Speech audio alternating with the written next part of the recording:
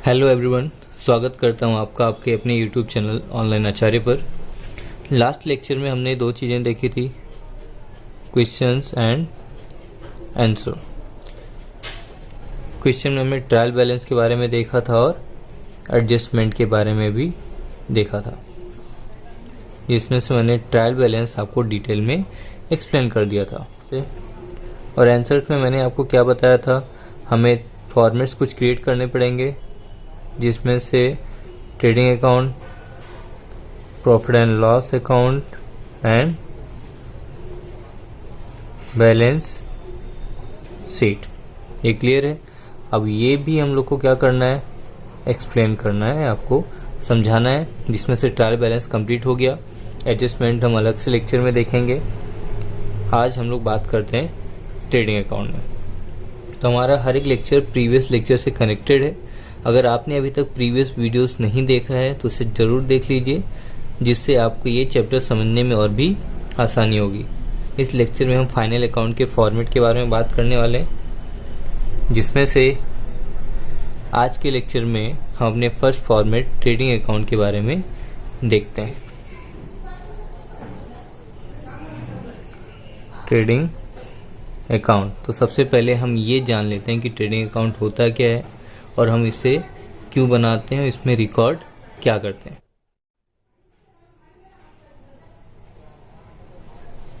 Trading account indicates the results of buying and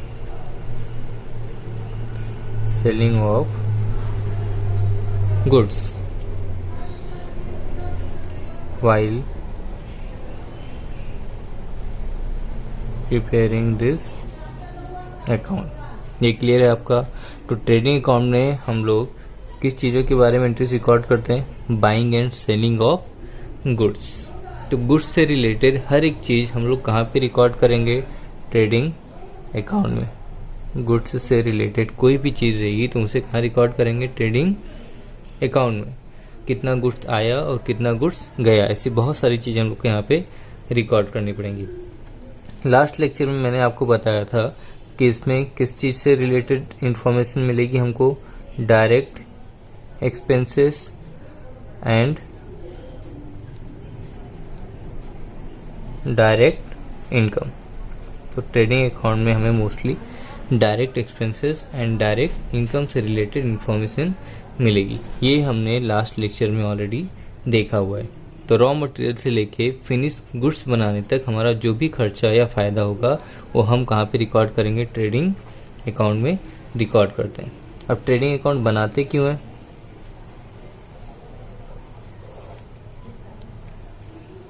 हम लोग trading account क्यों बनाते हैं, to find out gross profit and gross loss of the company. ये clear हो गया आपका। ट्रेडिंग अकाउंट में दो टाइप्स के एक्सपेंसेस होते हैं। एक होता है फैक्ट्री एक्सपेंस,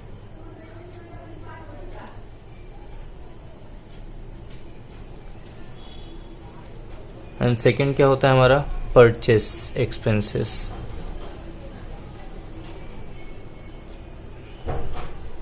तो इसमें क्या होता है कि फैक्ट्री है, फैक्ट्री तो हम लोग क्या करेंगे, सामान खुद बनाकर सोल्ड करेंगे, राइट। फैक्ट्री एक्सपेंस में हम लोग सामान खुद बनाएंगे और सोल्ड करेंगे। उसके लिए हमको क्या चाहिए, फैक्ट्री के लिए लैंड चाहिए, कहीं तो हमको फैक्ट्री ओपन करनी पड़ेगी, राइट। सामान बनाने के लिए क्या चाहिए, लेबर भी हम लोग को चाहिए, वो भी हमारे पास अवेलेबल होने चाहिए। और हमारा क्या होगा, एक्सपेंसेस भी वहाँ पे होगा, राइट। अब हम परचेस अकाउंट की बात करते हैं।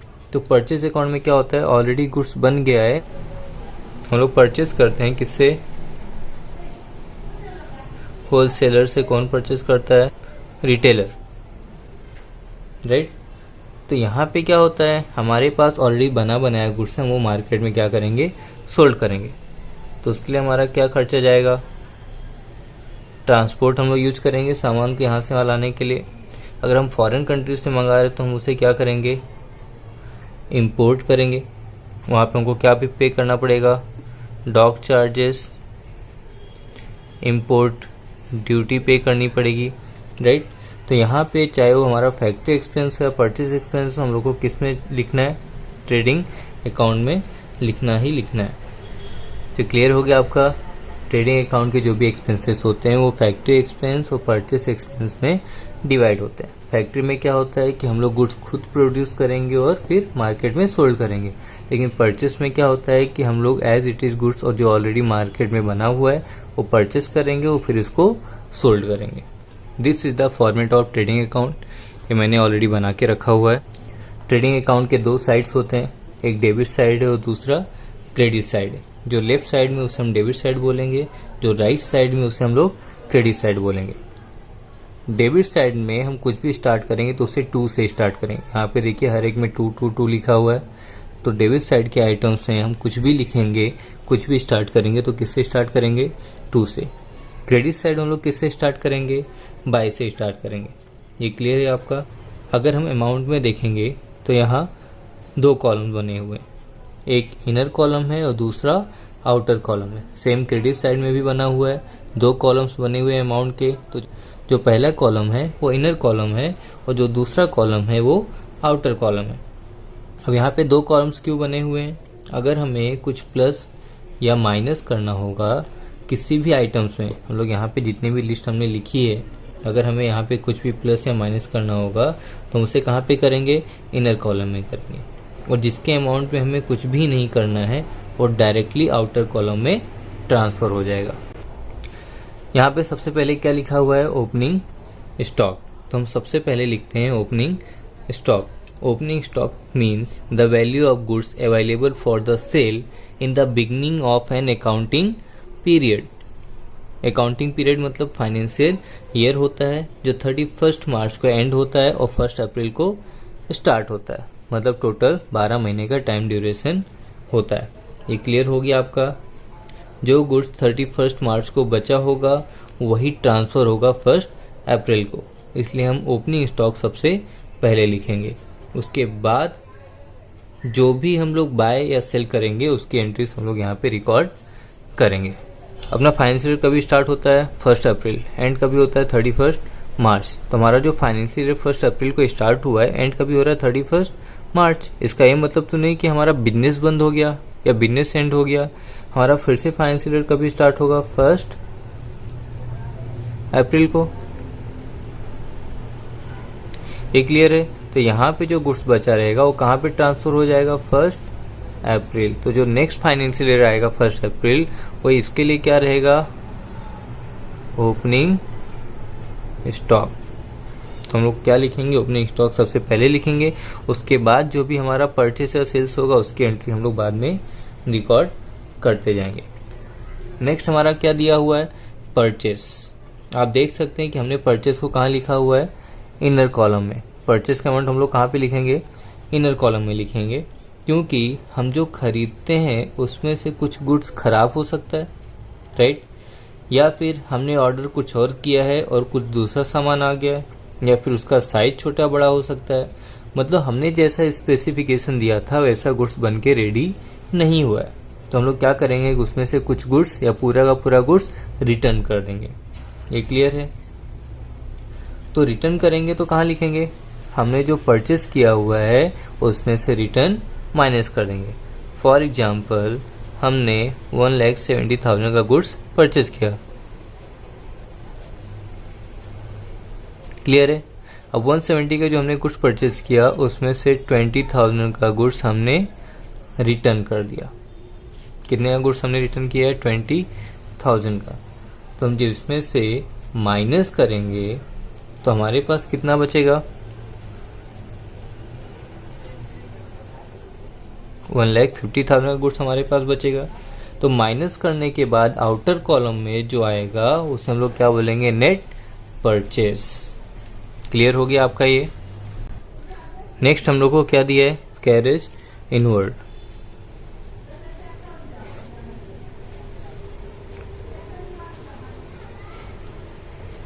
कैरेज कार्टेज,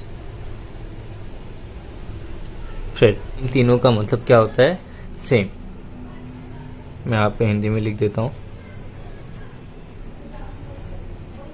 सामान के ऊपर किया जाने वाला एक्सपेंस। क्लियर है? अब यहाँ पे दो चीजें होती हैं।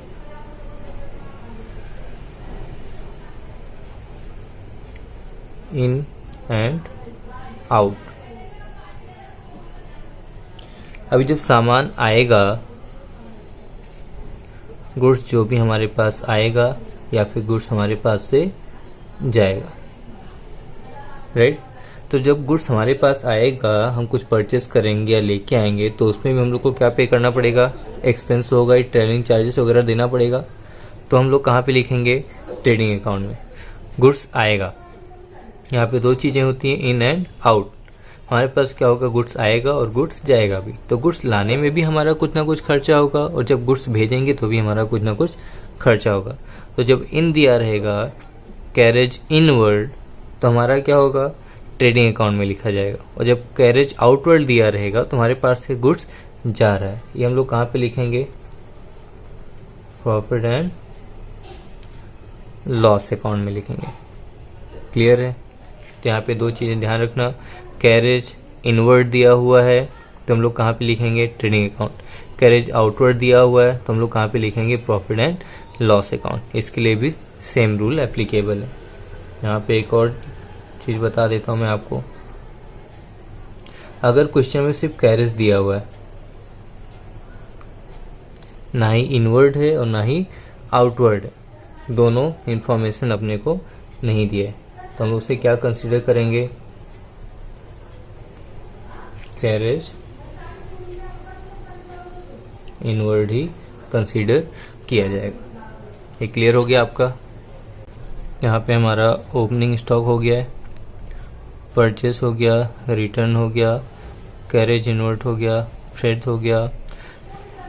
Next dock charges and custom duty, और यहाँ पे दिया हुआ है इंपोर्ट ड्यूटी। तो ये सारी चीजें क्या होती हैं? Dock charges, custom duty and import duty. हमने फॉरेन कंट्री से जो भी सामान मंगाया है उसमें जो भी खर्चे होंगे वो इसमें इंक्लूड होंगे, चाहे dock charges, custom duty, import duty, ये सारी चीजें कहाँ पे खर्चे होते हैं? जब हम फॉरेन कंट्री से कोई भी सामान मंगाते हैं तभी खर्चे होते हैं। फॉर एग्जांपल, हमने सामान मंगा लिया, लेकिन हमने सामान पोर्ट में उतरने के बाद अपने कंपनी में, अपनी फैक्ट्री में लेकर नहीं आए, तो सामान कहाँ पे रखा हुआ है? डॉक पे रखा हुआ है, बंदरगाह पे रखा हुआ है, राइट? तो उसका भी चार्जेस कट होगा। वहाँ पे सामान रखने का खर्चा हमें गवर्नमेंट को देना पड़ेगा, जो डॉक चार्जेस के अंदर क्या किया जाएगा? इंक्लूड किया जाएगा। ये क्लियर हो गया? नेक्स्ट हमारे पास wages, productive wages and salary से रिलेटेड दिया हुआ है, तो ये भी मैं आपको एक्सप्लेन कर देता हूँ। Wages and salaries. तो वेजेस एंड सैलरीज में क्या होता है कि जो वेजेस होता है वो फैक्ट्री में काम करने वाले लोगों को मिलता है। सैलरी कहाँ पे मिलता है? ऑफिस में काम करने वाले लोगों को मिलता है। लास्ट लेक्चर में मैंने बताया था कि ट्रेडिंग अकाउंट को हम फैक्ट्री अकाउंट भी बोलते हैं, और प्रॉफिट एंड लॉस अकाउंट को हम लोग ऑफिस अकाउंट भी बोलते हैं। तो उसके हिसाब से जो फैक्ट्री है वो कहाँ पे जाना चाहिए? ट्रेडिंग अकाउंट, मतलब वेजेस लिखा रहेगा ट्रेडिंग में जाएगा, और सैलरी लिखा रहेगा तो कहाँ पे जाएगा? ऑफिस, मतलब प्रॉफिट एंड लॉस अकाउंट। लेकिन ये ट्रेडिंग अकाउंट में देखिए वेजेस एंड सैलरीज दोनों एक साथ में दिया हुआ है। अगर दोनों एक साथ में दिया हुआ है तो सबसे पहले क्या लिखा है? ये दोनों में सबसे पहले क्या लिखा है? वेजेस या फिर सैलरी? सबसे पहले लिखा है वेजेस, तो हम लोग क्या करेंगे? जो पहले लिखा रहेगा वही फॉलो करेंगे। अगर वेजेस एंड सैलरीज दिया हुआ है तो कहाँ लिखेंगे? ट्रेडिंग अकाउंट में। एंड अगर सैलरीज एंड वेजेस लिखा होता तो उसे कहाँ लिखते हैं? प्रॉफिट एंड लॉस अकाउंट में। अगर दोनों इंडिविजुअल लिखा है, वेजेस लिखा है तो ट्रेडिंग में जाएगा, सैलरी लिखा है तो प्रॉफिट एंड लॉस में जाएगा। यहाँ पे वर्क मैनेजर सैलरी भी दिया हुआ है। ये क्या होता है? Works manager salary.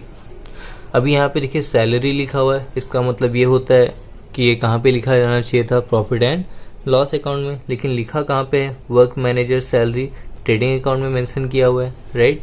तो यहाँ पे जो फैक्ट्री में लेबर्स काम कर रहे हैं, जिनको हम लोग वेजेस प्रोवाइड कर रहे हैं, वो लोग कैसा काम कर रहे हैं उन पे ध्यान रखने के लिए, उनसे काम करवाने के लिए फैक्ट्री में एक मैनेजर को हमने अपॉइंट किया है, जो ऑफिस के जगह पे कहाँ पे काम कर रहा है, फैक्ट्री में, और लेबर से काम करवा रहा है, इसलिए कहाँ पे आएगा, ट्रेडिंग अकाउंट में लिखा जाएगा।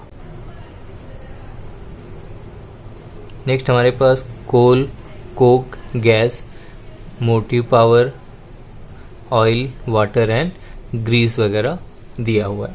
अब ये क्या होता है, ये सारी की सारी एक्सपेंसेस जो दी गई हैं ये मशीनरी को रन करने के लिए यूज की जाती हैं, इनकी हेल्प से फैक्ट्री में मशीनें चलती हैं। रॉयल्टी ऑन प्रोडक्शन, रॉयल्टी काफ़ी ज़्यादा इंपॉर्टेंट है। ये क्या होता है, रॉयल्टी मैं आपको सबसे लास्ट में एक्सप्लेन करता हूँ, उसके पहले हम देख लेते हैं प्राइमरी पैकिंग चार्जेस। तो गुड्स बनने के बाद हम उसको पैकिंग भी करेंगे, तो उसका भी यहाँ पे एक्सपेंस आएगा। फैक्ट्री लाइटिंग एंड हीटिंग, अभी फैक्ट्री लाइटिंग एंड हीटिंग क्या होता है, फैक्ट्री है वहाँ पे इलेक्ट्रिसिटी की ज़रूरत तो पड़ेगी, तो सारे एक्सपेंस यहाँ पे आएंगे।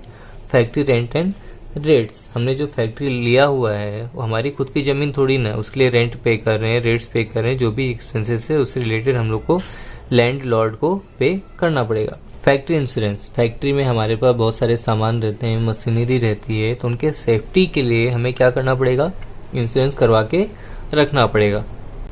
तो सारे एक्सपेंसेस फैक्ट्री इंश्योरेंस में इंक्लूड किए जाएंगे। अब क्रेडिट साइड की बात करें तो क्रेडिट साइड में हम गुड्स सोल्ड करेंगे। तो जैसे हमने परचेस किया था और परचेस करने के बाद हमें सामान पसंद नहीं आया, कुछ प्रॉब्लम होगी, हमने उसको क्या कर दिया, रिटर्न कर दिया। सेम सिचुएशन सेल्स में भी होगी, हमने सेल्स किया था, राइट, सामने वाले को पसंद नहीं आया तो सामने वाले ने रिटर्न कर दिया, कुछ प्रॉब्लम हो गया होगा तो सामने वाले ने क्या कर दिया, गुड्स रिटर्न कर दिया। तो फॉर एग्जाम्पल हमने यहाँ पे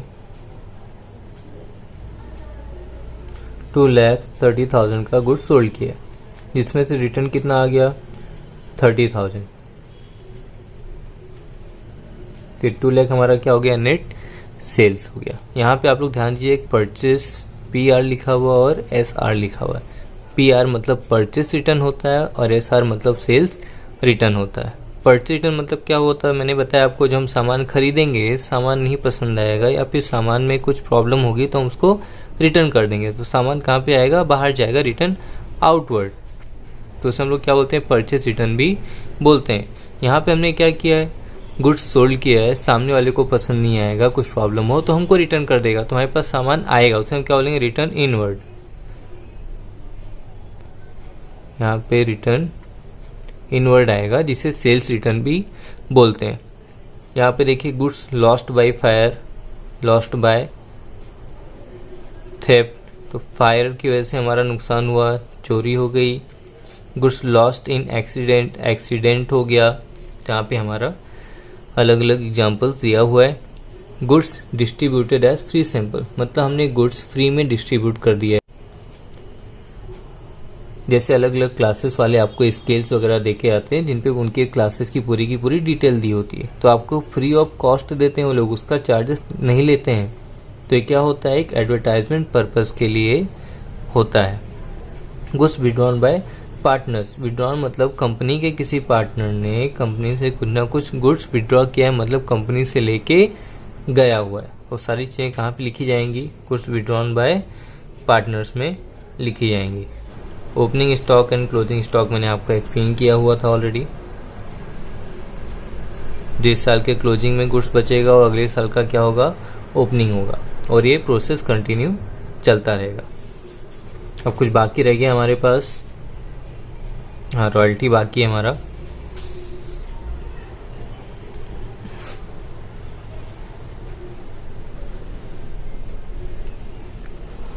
तो रॉयल्टी मैं आपको एक्सप्लेन कर देता हूँ, एक एग्जांपल से समझाता हूँ आपको।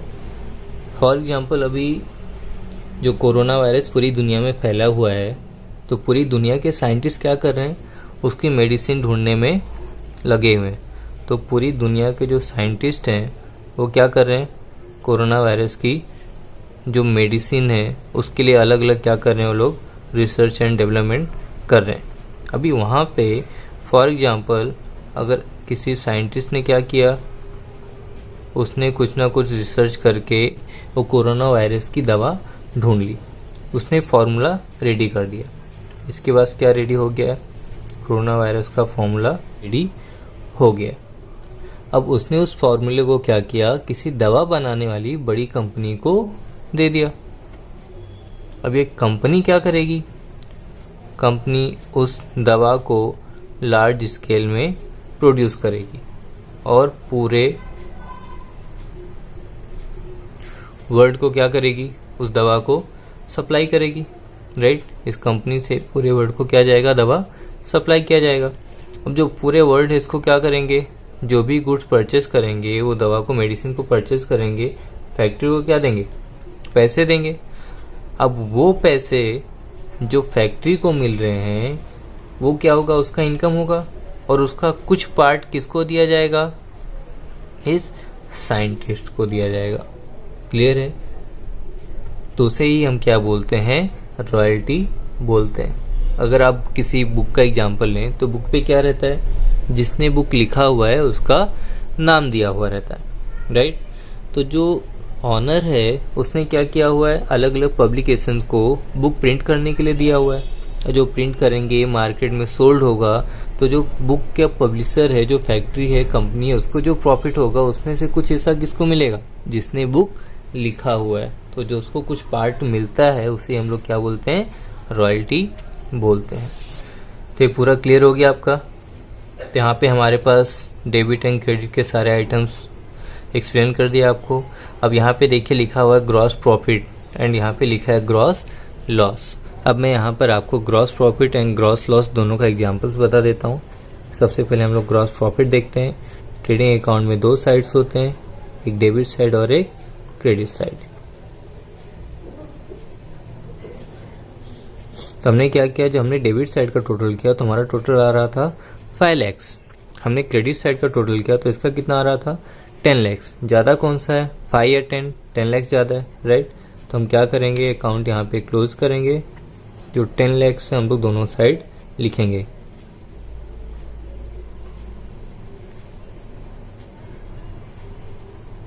क्लियर है।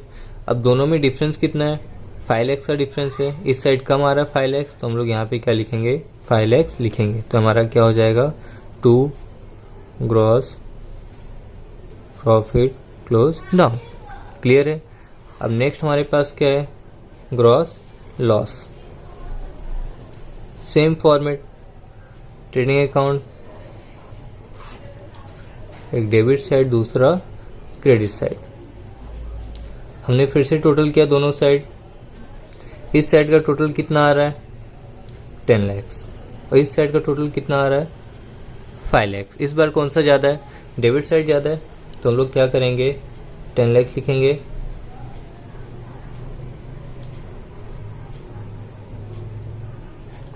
क्लियर है। इस साइड 10 लाख हमने लिखा है, लेकिन टोटल कितना आया था, 5 लाख। तो इस साइड कितना कम है, इस बार